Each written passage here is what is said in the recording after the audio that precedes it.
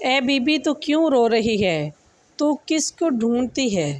ہمارے لیے آج کی انجیل مقدس بمطابق مقدس یوحنا MC تیری ستائش ہو، اس کا 20 باب 1 آیت سے لے کر 2 آیت، پھر 11 آیت سے لے کر 18 آیت تک۔ باپ اور بیٹے اور روح القدس کے نام میں آمین۔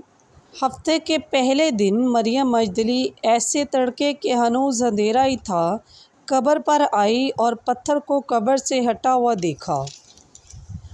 تب وہ شمعون پطرس اور اس دوسرے شاگرد کے پاس دوڑی آئی جسے یسوع پیار کرتا تھا، اور ان سے کہا کہ خداوند کو قبر سے نکال لے گئے ہیں اور ہم نہیں جانتی کہ انہوں نے اسے کہاں رکھا ہے۔ لیکن مریم باہر قبر پر کھڑی روتی رہی، اور روتی ہوئی جھکی اور قبر میں نظر کی، اور جہاں یسوع کی لاش رکھی گئی تھی اس نے 2 فرشتوں کو سفید پوش پہنے، ایک سرانے اور ایک پیندی بیٹھے دیکھا، جنہوں نے اسے کہا، بی بی تو کیوں روتی ہے؟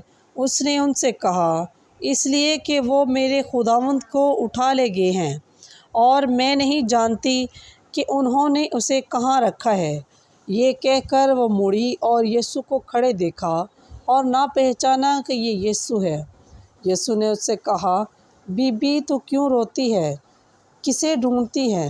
اس نے باغبان سمجھ کر اسے کہا، میاں اگر تو نے اسے یہاں سے اٹھایا ہو تو مجھے بتا دے کہ اسے کہاں رکھا ہے تاکہ میں اسے لے جاؤں۔